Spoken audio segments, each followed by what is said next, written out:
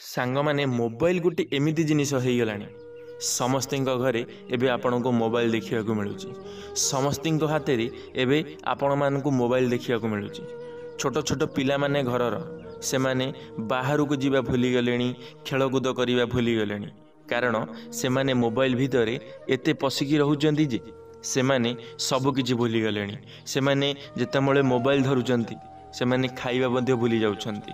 एही भली बहुत किछि हेउची आजिका समय रे सांग माने आजिर भिडियोटी सेही भली किछि जहाँकि आपणक माइंड को परिवर्तन करईदेव आपणक सह जहाँ घटुची ता परिवर्तन करईदेव।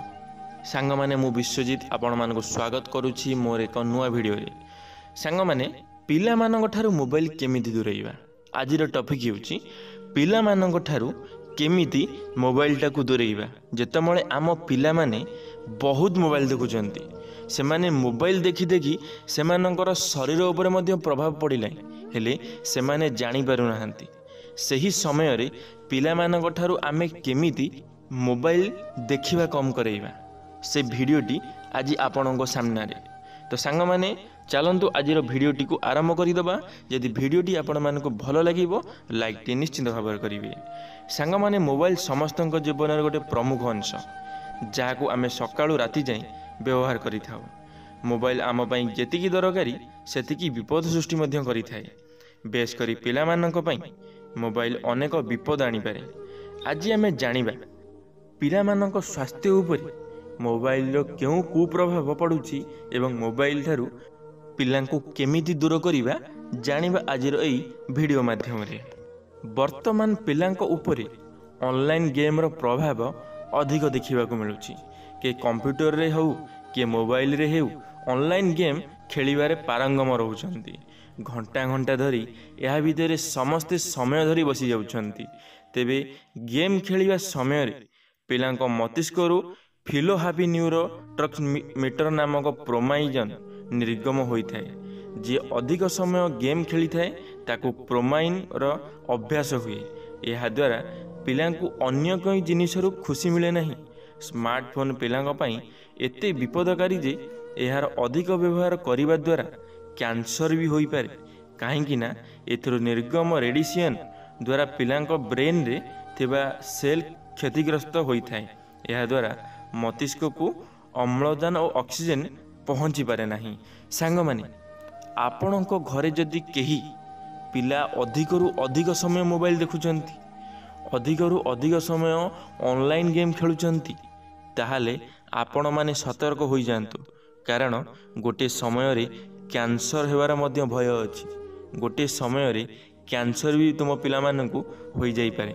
सेतिपई जेते पारुचंती सेमानंकु मोबाइल ठारू दूरे रखंतु। नहले गोटे समय आसी जीवो जे समय रे कि तुम मानकर पिला मोबाइल पई तुमको छाड़ी देबे। तुमको छाड़िकी ए दुनिया छाड़िकी चली जीवे। सेतिपई एबे आपणक पाखे समय अछि पिला मानकु टे सतर्क करई दियंतु। पिला मानकु ए वीडियो टिके देखै दियंतु। पिला माने बुझी जीवे कोन कोन संग सहित घटुची। पिला माने जानि पारुछंती हेले से माने छाड़िबा पई प्रस्तुत न। से छाड़िबे केमिति से मानकु छाड़िया पई तुम मानकु बुझेया पड़िबो। बापा माँ को बुझेया को पड़िबो।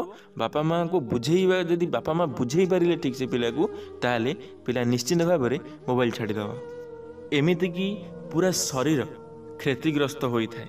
एमिति पिलांकर शोइबा समय रे परिवर्तन आखि पोड़ा जला स्मरण शक्ति ह्रास एकाग्रता रखिबार असुविधा मध्य होता है।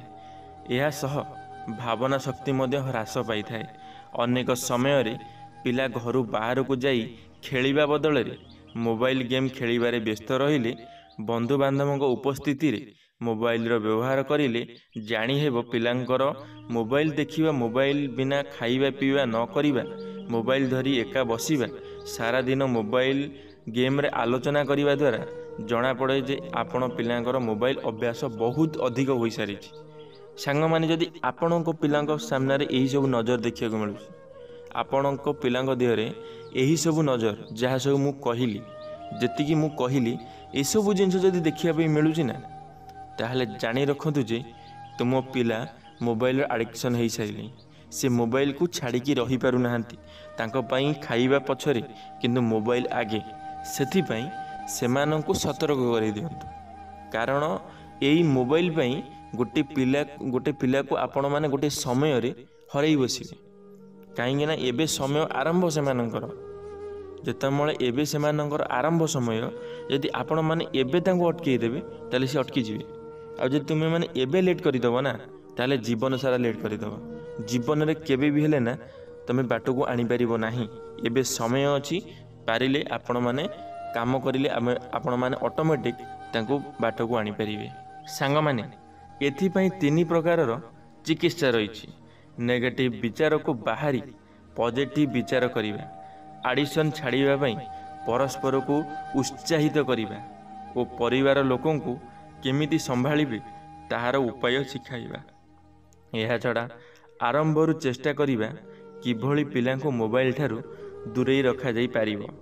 ଏଥିପାଇଁ ବାପା ମା ନିଜେ ଟିପ୍ସ ମାନିବା ଉଚିତ। ଯେମିତି ବାପା ମା ପିଲାଙ୍କ ଆଗରେ ମୋବାଇଲ ନ ବ୍ୟବହାର କରିବା। ଆଜିକାଲିର ତ ବାପା ମା ମାନେ ବି ପିଲାମାନଙ୍କ ଆଗରେ ମୋବାଇଲ ୟୁଜ୍ କରୁଛନ୍ତି। ସେଠୁ ପିଲାମାନେ କ'ଣ ଶିଖିବେ? ତୁମେମାନେ ତ ଯାହା କଲ ତୁମ ପିଲାମାନେ ମଧ୍ୟ ତୁମଠାରୁ ଦେଖିକି ସେଇଆ ହିଁ କରିବେ ନା, ସେ ଥୋଡ଼ି ନା କିଛି ଅଲଗା କରିବେ। ତ ସେଥିପାଇଁ ଏଥିରେ ବାପା ମାଆଙ୍କୁ ଆଗେ କମ୍ପ୍ରମାଇଜ୍ କରିବାକୁ ପଡ଼ିବ। ବାପା ମାଆଙ୍କୁ ଆଗେ ମାନେ ବୁଝିବାର ଅଛି କଥାଟାକୁ, କି ମୋତେ କ'ଣ କରିବା ଆବଶ୍ୟକ। ବାପା ମା ଯେପର୍ଯ୍ୟନ୍ତ ନ ବୁଝିଛନ୍ତି ସେ ପର୍ଯ୍ୟନ୍ତ ପିଲାମାନେ କେବେ ବୁଝିବେ ନାହିଁ। ସେଥିପାଇଁ ଆଗେ ବାପା ମା ମାନେ ସତର୍କ ହୋଇଯାଆନ୍ତୁ। ଆଗେ ବାପା ମା ମାନଙ୍କୁ ଜାଣି ରଖିବା ଦରକାର କ'ଣ କରିବା ଆବଶ୍ୟକ, କ'ଣ ନ କରିବା ଆବଶ୍ୟକ। ଯେବେ ବାପା ମା ବୁଝିଯିବେ ସେବେ ପିଲାମାନଙ୍କୁ ବୁଝାଇବା ମଧ୍ୟ ସହଜ ହୋଇଯିବ। ସାଙ୍ଗମାନେ, ଜରୁରୀ ନଥିଲେ ଜମା ବି ପିଲାମାନଙ୍କୁ ମୋବାଇଲ ଦେବେ ନାହିଁ। ପିଲାଙ୍କ ସହ ବାହାରକୁ ଯାଇ ଖେଳିବାର ଅଭ୍ୟାସ କରିବା ସହ ତାଙ୍କୁ ପାର୍କ ନେବା ଉଚିତ। ଏଭଳି ଭାବେ ପିଲାଙ୍କୁ ମୋବାଇଲ ଠାରୁ ଦୂରେଇ ରଖିବା ଉଚିତ। ସାଙ୍ଗମାନେ, ଯଦି ଆପଣମାନଙ୍କୁ ସମୟ ମିଳୁଛି ତାହେଲେ ସମୟ ମିଳୁଛି ନୁହେଁ, ଆପଣମାନଙ୍କୁ ସମୟ ବାହାର କରିବାକୁ ପଡ଼ିବ। ଆପଣମାନଙ୍କୁ ସମୟ ବାହାର କରି ପିଲାମାନଙ୍କ ସହ ଯାଇକିରି ଖେଳକୁଦ କରିବାର ଅଛି। ପିଲାମାନଙ୍କୁ ପାର୍କ ନେଇଯିବାର ଅଛି। ପିଲାମାନଙ୍କ ସାଙ୍ଗରେ ଟାଇମ୍ ସ୍ପେଣ୍ଡ କରିବାର ଅଛି। ଯଦି ପିଲାମାନଙ୍କ ସାଙ୍ଗରେ ଟାଇମ୍ ସ୍ପେଣ୍ଡ ନ କରିବେ ତାହେଲେ ପିଲାମାନଙ୍କୁ ଆପଣମାନେ ମୋବାଇଲ ଧରି ଦେଉଛନ୍ତି, କି ଆମେ ଯାଇପାରୁନାହିଁ ତୁ ମୋବାଇଲ ଟିକେ ଦେଖ। କିନ୍ତୁ ଆପଣମାନେ ଜାଣିନାହାନ୍ତି ସେଇ ଟିକେ ମୋବାଇଲ ଗୋଟେ ସମୟରେ ଏତେ ଅଧିକ ହେଇଯାଉଛି ନା ଆପଣଙ୍କ କଣ୍ଟ୍ରୋଲରେ ବାହାର ହେଇଯାଉଛି। ସେଥିପାଇଁ ଆପଣମାନେ ଜାଣି ଜାଣି ପିଲାଙ୍କ ଜୀବନଟାକୁ ନଷ୍ଟ କରନ୍ତୁ ନାହିଁ।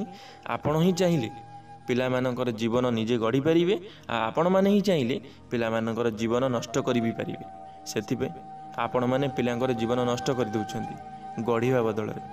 ଧନ୍ୟବାଦ ସାଙ୍ଗମାନେ। ଆଶା କରିବି ମୋର ଏ ଭିଡ଼ିଓଟି ଆପଣମାନଙ୍କୁ ନିଶ୍ଚିତ ଭାବରେ ଭଲ ଲାଗିଥିବ।